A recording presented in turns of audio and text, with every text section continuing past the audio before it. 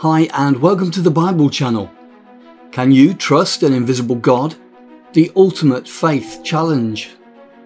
Is faith blind, or is there real evidence for believing in a God that we cannot see?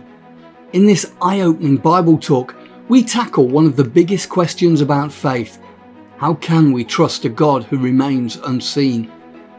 Now, whether you're a skeptic, a seeker, or a believer, this video will give you logical, historical, and personal reasons to strengthen your faith.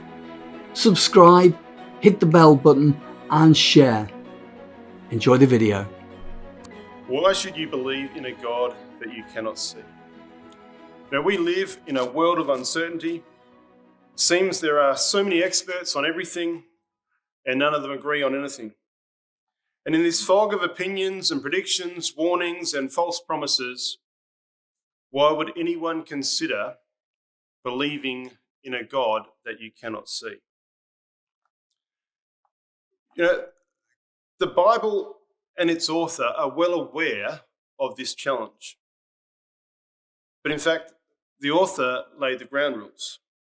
Because in John chapter 1, verse 18, it says, "No man hath seen God at any time." This is not something the author of the Bible is trying to hide. And there's a very good practical reason why no man has seen God at any time. In 1 Timothy 6, verse 16, the Apostle Paul writes, "God only hath immortality, dwelling in the light which no man can approach unto, who no man hath seen nor can see." If we in our mortal bodies were to approach the Most High God, dwelling in light unapproachable, we would be consumed. Our bodies are not able to withstand the brilliance of his glory. But tonight, we still want to examine the subject. So we can't see God. Should we believe in him? I'm going to make a proposition that we all believe in things we can't see.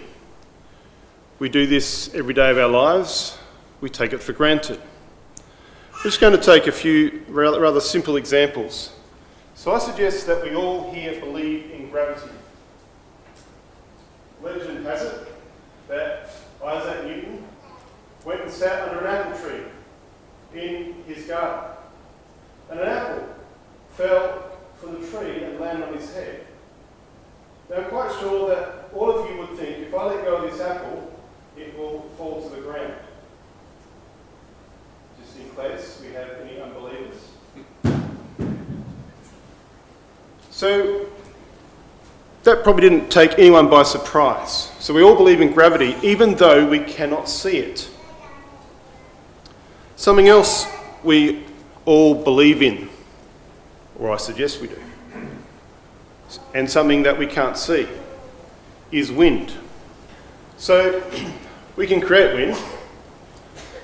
If I had a flowing mane of hair, you'd probably see it in the breeze, but I'm short back and sides, so you probably can't. But if I was to hold this piece of paper up, now you can see. And whilst you can't see the wind, you can see the effects of the wind as the paper flaps in the breeze. So again, it's an example of something that we believe in, though we can't see it. Another example would be electricity. So all of us would believe that electricity can traverse along this copper wire in this white casing. So yes, the electricity does go along the copper wire and turns the light on. We can't see the electricity, but we can see the effects of it once we turn every switch. All right, so I think we've proved the proposition that we all believe in things we can't see.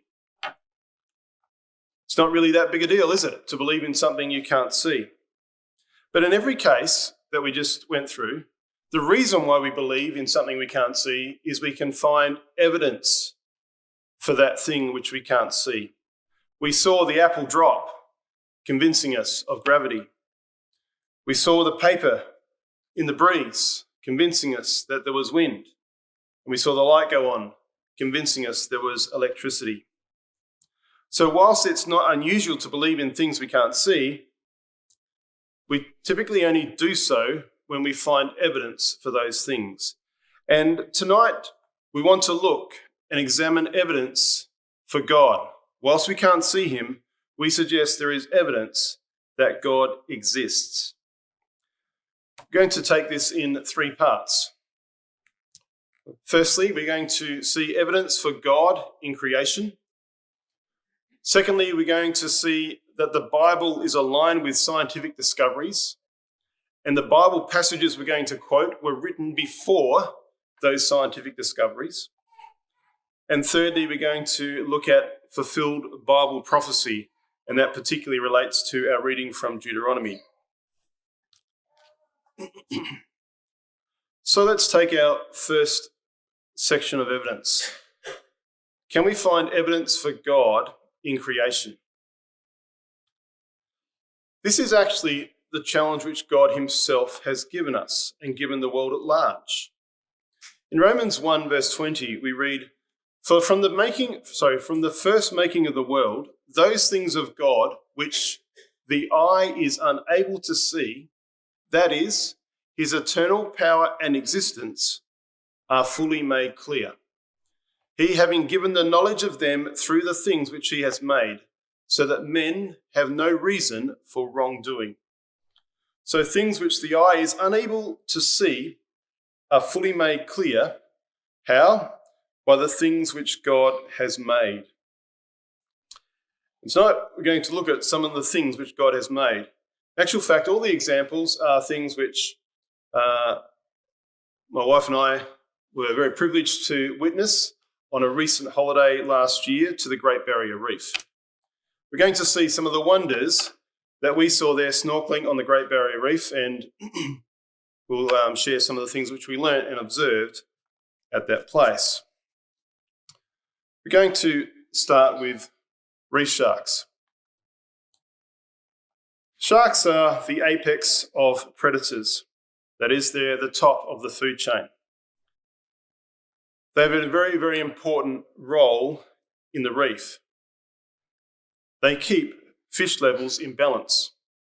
They consume larger predator fish, which in turn consume smaller fish that feed on algae and keep the coral clean and healthy. If these fish were to get into too vast a numbers, the larger predator fish, they would consume too many of the smaller fish, and therefore the algae and the coral and so forth would actually get out of control. So a primary function of the shark is that it keeps everything in balance. They also help to keep disease at bay because they target fish which are sick and eat them. And they're also rather messy eaters, so they leave a lot of scraps behind, which of course are picked up by smaller scavenger fish. It's been said that if sharks were extinct, the entire ocean ecosystem would face a catastrophic domino effect, leading to the collapse of food chains, the decline of coral reefs and seagrass beds, and potentially the loss of commercial fisheries, ultimately impacting coastal communities and global food security. So the sharks have a very particular role to play. It is very, very important to all of us, even here sitting in this room. Let's look at another species, the giant clam. These are an amazing animal. They come in all sorts of colours, and this is a particularly beautiful one here. This is not my photo. And if you haven't had the opportunity to go and see in the reef a giant clam, you can swim up to them, you can wave your hand across them, the clam will shut and then open up in a few seconds' time when it feels the danger has passed. Amazing animal. They actually feed by filtering the water. They suck it in one hole and they filter plankton and suspended particles from the water, and then they spit the remaining water out the other hole. And by so doing, they are playing an important role in the reef, improving water clarity and quality. They also balance the level of nutrients in the water so that it's just right and they haven't got algal blooms popping up all over the reef. The shells of the giant clams are made of calcium carbonate, and they contribute to the reef structure and create diverse habitats for other marine life. They enjoy a mutual symbiotic relationship with a particular algae which lives inside of the clam. The algae is called zooxanthellae, that live in their tissues, and it provides the clam with food and also contributes to their vibrant colours. They also have a symbiotic relationship with other smaller species that surround them. This one is a commensal symbiotic relationship, that is, a relationship where only one party benefits, which is the other local organisms.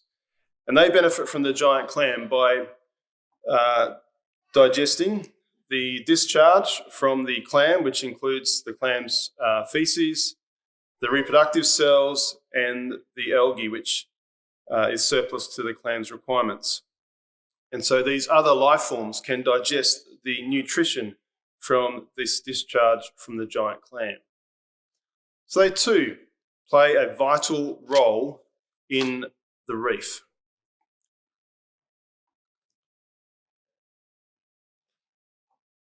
We come to another couple of fish, but we're going to focus on one. In the picture we have here a surgeon fish and a blue-streaked wrasse cleaner fish. We're going to focus on the cleaner fish. Again, these two fish and many others enjoy a mutual symbiosis. That is, a symbiotic relationship where both parties benefit. The little blue-streaked wrasse fish is a cleaner fish. So it goes all over the fish and cleans algae and other unwanted things which are there, maybe any dead cells which need to be taken off. And the little wrasse fish eats them. That's its food. So that's how it benefits from the exercise. Whereas the surgeon fish, it gets a cleanup. And that's important for its health and well-being. I've seen this process many times on the reef, including this, where a little wrasse fish will go into a larger fish's mouth, or in this case, an eel. And last time I was there, I did in fact see a little wrasse fish swim inside the mouth of a moray eel. You can see the moray eel there, its mouth wide open. The one I saw opened twice that size, and it had razor-sharp teeth. And in went this little fish, totally fearless. How many fish do you think lost their lives just proving the concept that they could play dentist to the moray eel? None. Because God created things so that there would always be this balance, this understanding, this mutual benefit from this relationship which each enjoyed.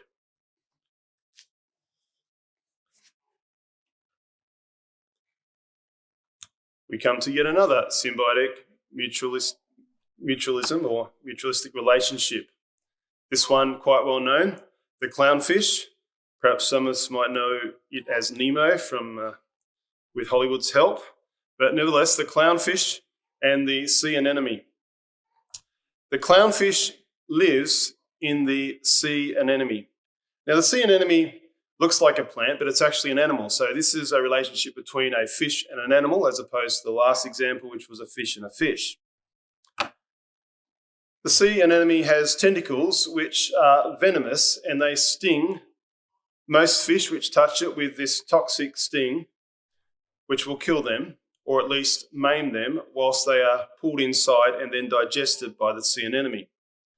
The clownfish, however, is not affected by this venomous sting.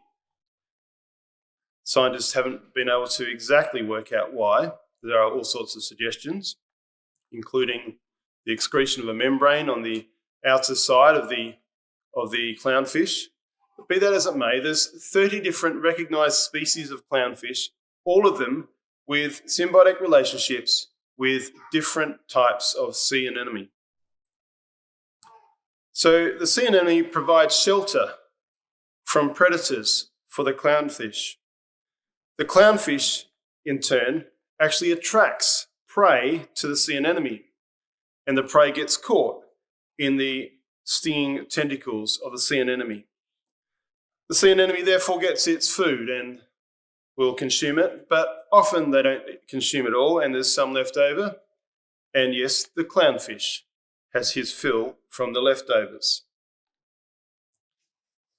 So there's an incredible symbiotic relationship between these two different creatures which God has created.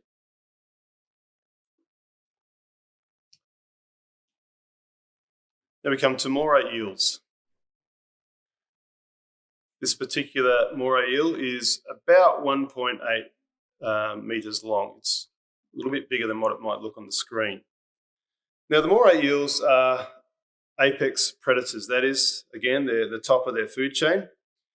And they're a little bit similar to the sharks. They provide help to the reef in population control of some of the larger fish. You might say, well, why do we need both? Why do we need sharks and moray eels? We can see the slender, long body of the moray eel allows it to go into small crevices in the reef. There's lots of tunnels all over the reef, and it can swim through these and chase out some of the larger fish which the shark cannot access. And this again keeps the population of other predator fish, smaller predator fish, in balance so that they don't over-consume the very small fish, which are also very important for the life of the reef. And now we come to the green sea turtle. The green sea turtle loves to graze on the seagrasses which flourish in and around the reef. The grazing of the sea turtle, of the seagrass, is a little bit like mowing your lawn. If you want a healthy lawn, you need to mow it. You can't just let it grow and grow and grow. It doesn't end up a particularly healthy lawn. The turtles are, if you like, the lawnmowers of the reef. And they keep them well clipped. That makes them more healthy and productive. And of course, the seagrass beds, this is just a small clump, but there's vast beds of seagrass around the reef. These are essential for nurseries and homes for many marine species. The turtle also is involved in dispersing seagrass seeds to further spread the growth of the seagrass. They also consume algae that would otherwise smother the coral reefs, and they're involved in what's called nutrient cycling. That is, they digest plant matter, and then excrete the nutrient-rich waste, which includes things like nitrogen and phosphorus, and that goes to other parts of the reef, and those same nutrients are essential for the growth and development of various corals. They also disperse coral seeds so that the coral finds more places to grow as the sea turtles pass the undigested larvae in their feces. And the sea turtle also controls the sponge overgrowth. That's a natural occurring thing, but again, it needs to be kept at the right level. So there's just a few things which we found on the reef which convinced us, if we weren't already, that there is a God. There's an incredible God who's made all things well, all things in balance. And we've just talked about some of the big creatures by and large and the big aspects of those creatures. You could drill right down into the cell level, and it's as astounding and probably a lot more astounding. And so God's left us the challenge. From the first making of the world, those things of God which the eye is unable to see, that is, his eternal power and existence, are fully made clear. He has given the knowledge of them through the things which he has made, so that men have no reason for wrongdoing. There's no way that the things we just saw and so many others, there's not a chance that those could happen by chance. So that's our first area of evidence, the evidence for God in creation. Now we're going to take a step up into science. When we look at the Bible and we compare it with science, we find that both are in alignment. The Bible, don't get me wrong, it's not a scientific book, But in several places throughout the scriptures, there's things stated which do align with science.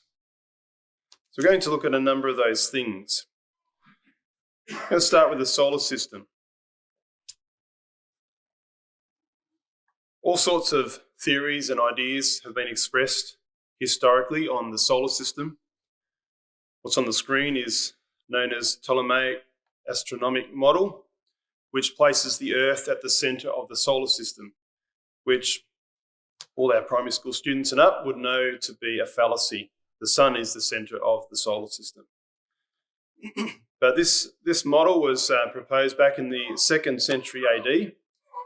And of course, much has happened then in the world of science and so forth to establish that that is not, in fact, correct. There's other theories, even more primitive than this one, which suggested that the Earth was flat and the sun and the moon circled above them, and so forth. But in more recent times, scientists, in 1515, Nicholas Copernicus proposed that the Earth was a planet that spins and rotates around the sun. So this is really the first fairly comprehensive view and understanding of the solar system. You might say, well, that's all true, but where would we find that in the Bible? Let's start in Genesis 1. In Genesis chapter 1, verse 14 and 15, the creation record, we read, "Let there be lights in the expanse of the heavens to separate the day from the night, and let them be for signs and for seasons and for days and years, and let them be for lights in the expanse of the heavens to give light on the earth." And it was so. At the outset, God created earth and the lights in the heavens, the sun and the moon in particular, for years and the seasons that come with years, and for days. If we come to James chapter 1, verse 17, we read here, "Every good gift and every perfect gift is from above, and cometh down from the Father of lights, with whom is no variableness, neither shadow of turning." Now, this is not a scientific statement. It's actually metaphoric language. And James is using the metaphor of the solar system, or particularly the sun and the earth, to talk about the relationship between God and man. So God here is described as the Father of lights. Now, the Father of lights, you would read into that as the most prominent light. That would be the sun, with whom is no variableness, neither shadow of turning. Now, there are two descriptions which we could put against the earth. There's shadow of turning. As the earth spins, so we get day and night. As we come into view of the sun and then we spin around again and the sun disappears, and then 12 hours or so later, we're back to the sun, and so we get this shadow of turning, or days, because the earth is spinning. What about the variableness? Well, as the earth rotates around the sun on its tilted axis, so we on our part of the earth come closer or further, depending on where we are on the tilt and on that rotation around the sun. So it varies our distance from the sun, and so we get our seasons of summer and winter and so forth. So James is not setting out to give a scientific exposition, but he's using a metaphor by what he knew at the time to be the sun, the role of the sun and its relationship to the earth, as indicative of the relationship between God and mankind. God, the Father of lights, has no variableness, neither shadow of turning. He is absolutely constant. We on earth, we're like the earth. We sometimes are enjoying the full light of God's word, and other times we walk away from it and we're in thick darkness. Sometimes we're enjoying the warmth of the summer sun. Sometimes the freezing cold of winter as, again, we wax and wane in our relationship with the Father of lights, God himself. So, there we go. The solar system. The earth spins and rotates around the sun, implied by the Apostle James. Now let's talk about quarantine. This is something which is pretty familiar to all of us, given we live in the post-COVID era. But back in the 1300s, Black Death wiped out an estimated 30% of Europe's population and a significant percentage of Asia's population as well. They didn't have face masks. They didn't understand the need to separate when you had Black Death. But many years before that, thousands of years before that, in the law of Moses, Israel enjoyed these directions as to what to do when they were confronted with a plague like leprosy. So in Leviticus 13, verse 46, all the days wherein the plague shall be in him, he shall be defiled. He is unclean. He shall dwell alone. Without the camp shall his habitation be. In Numbers 5, verse 2, command the children of Israel that they put out of the camp every leper and every one that hath an issue, and whosoever is defiled by the dead. So, way back in Moses' time, about 1500 or so BC, they knew the need to quarantine, to separate, to contain sickness. But in the 1300s AD, that wasn't known in Europe. Let's look at the water cycle. The water cycle was documented by Aristotle in his book Meteorologica in 350 BC, a long time ago. And he proposed that the sun caused evaporation and condensation. That's pretty good. Give him a tick for that. He also proposed that rivers were replenished by rain, but not just by rain, also by subterranean water, sort of maybe half-half.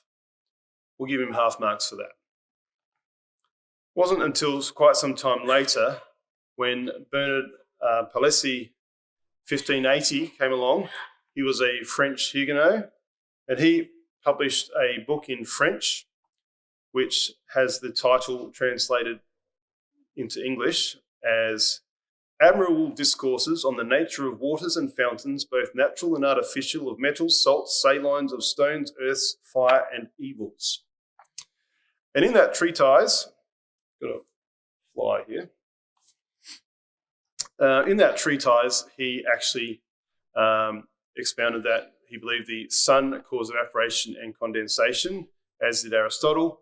And he also came to the realization that precipitation was sufficient to replenish rivers and subterranean water contribution was rather insignificant. So he gets 2 ticks. Over almost 2,000 years later, he was the first one which was attributed to correctly document all the key features of what has become known as hydrology. But all this was documented in the Bible many years before both of those gentlemen wrote. In Job 26, we read that God wraps up the waters in his clouds, yet the clouds do not burst under their weight. The wise man writes in Ecclesiastes, all streams flow into the sea, yet the sea is never full. To the place the streams come from, there they return again. So the idea of this water cycle is there introduced in Ecclesiastes. Job 36, he draws up the drops of water, which distill as rain to the streams. The clouds pour down their moisture, and abundant showers fall on mankind. And then Isaiah 55, 10 to 11, again, using natural phenomena, which has since been discovered by science, as a metaphor. It says, the rain cometh down, and the snow from heaven, and returneth not thither, but watereth the earth, and maketh it bring forth and bud, that it may give seed to the sower, and bread to the eater. And the metaphor is, it goes on to say, so is my word that goeth forth out of my mouth. It doesn't return unto me void. It's like the rain which comes down. God sends forth his word. It takes seed in the hearts of men and women and brings forth fruit and returns to him. But coming back to the water cycle or hydrology, here it's well documented in the scriptures, many, many years before Aristotle and Palissy.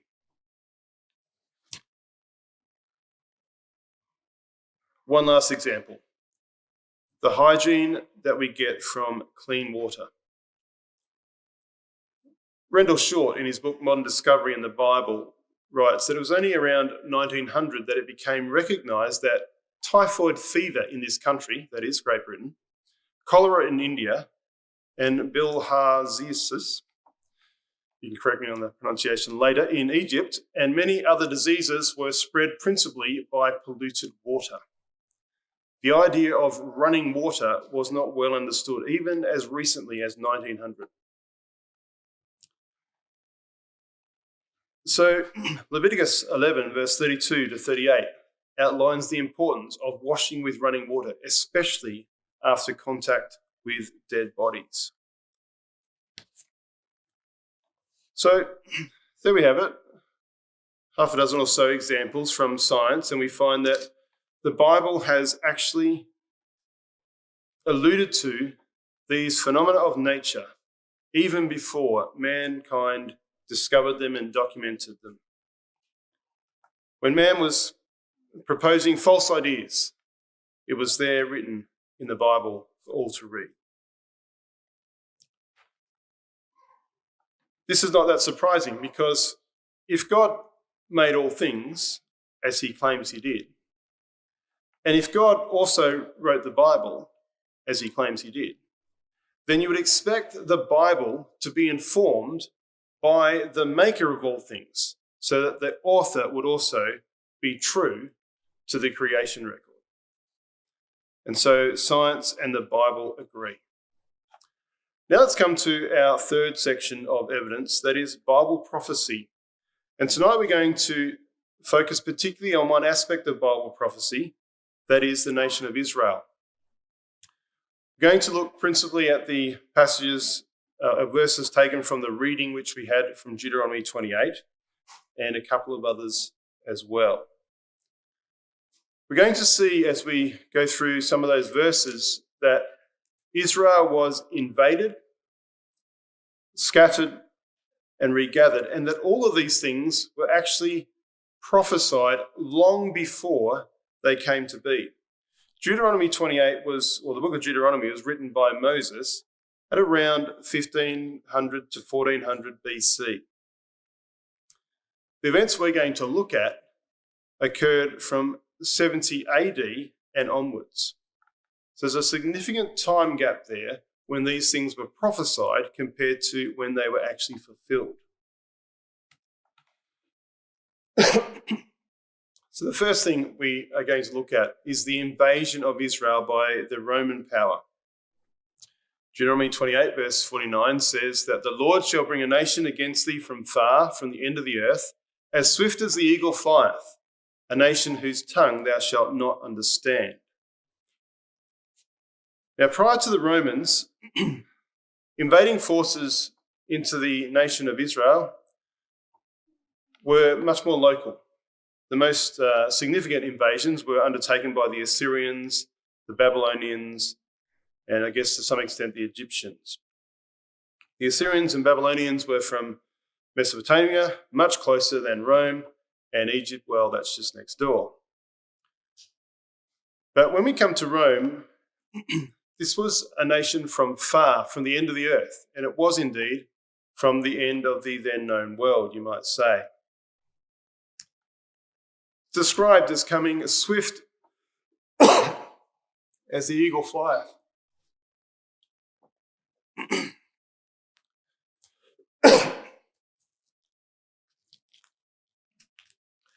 The eagle here is a allusion to the Roman standard of the eagle, and the Romans went to war marching under the Aquila, the eagle standard.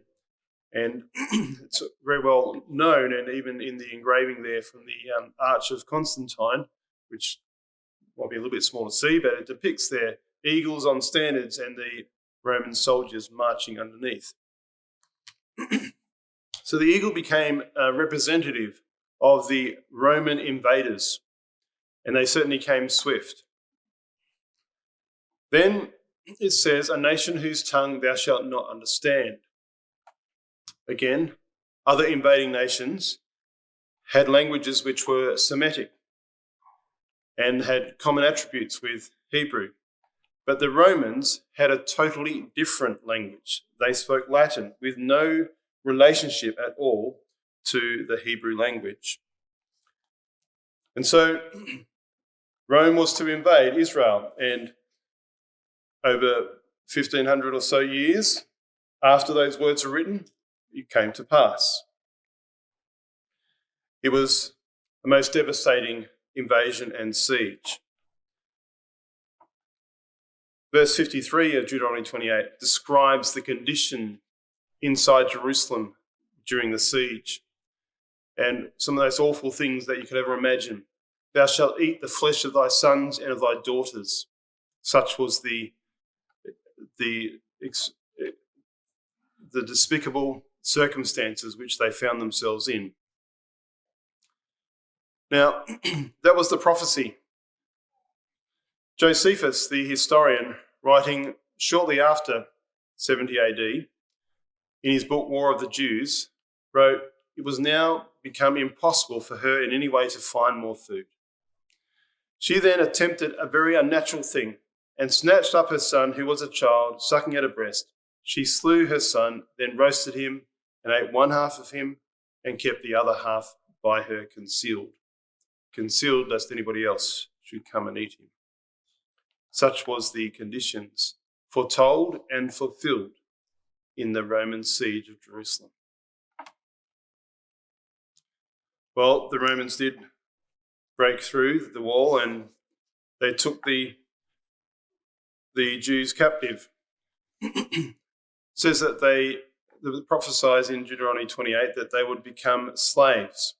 They would be sold unto your enemies for bondmen and bondwomen, and no man shall buy you. So because the slave market was flooded with slaves, so many there were, the price dropped and people just weren't buying them.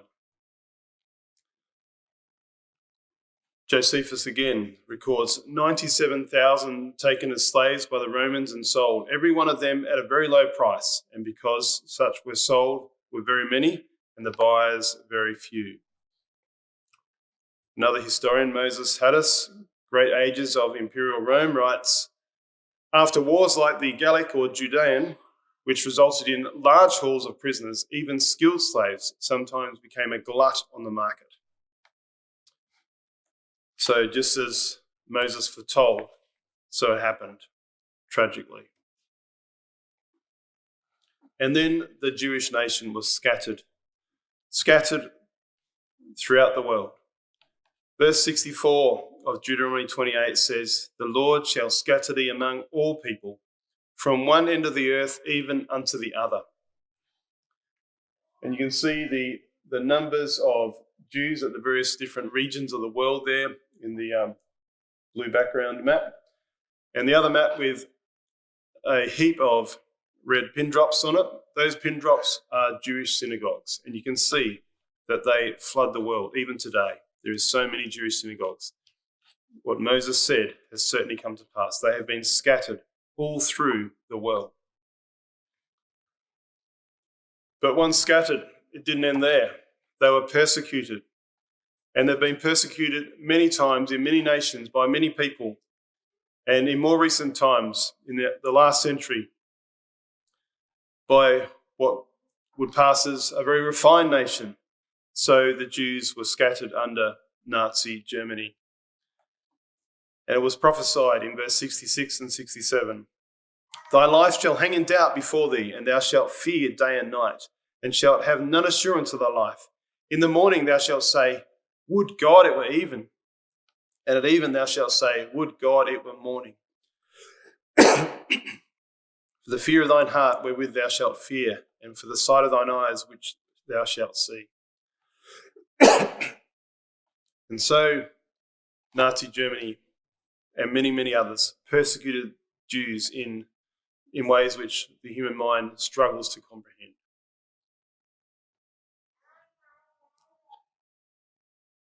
But fortunately, it doesn't end there.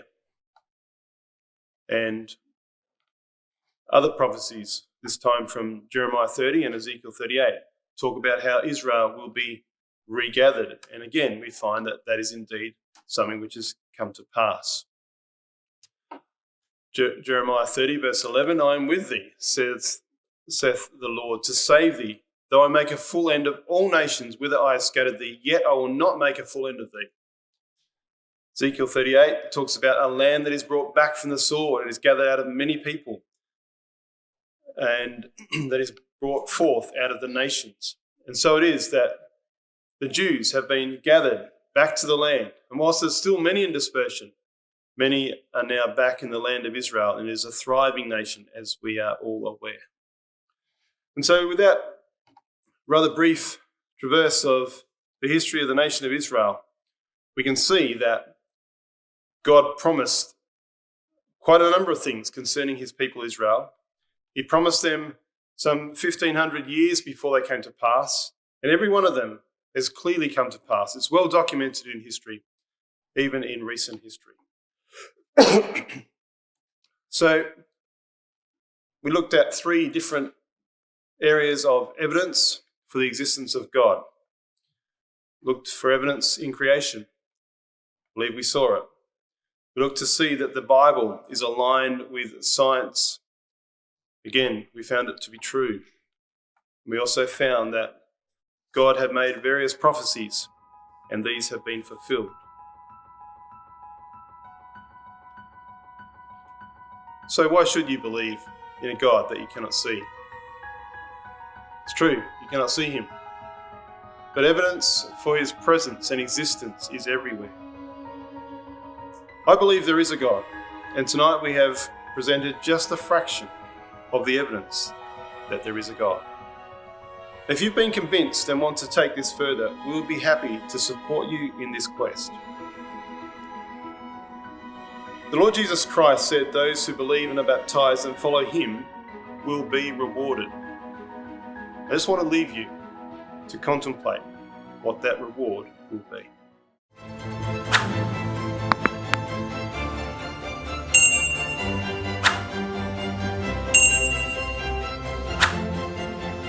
Don't forget to hit like, subscribe and share the video if you thought it was interesting. See you next time, God willing.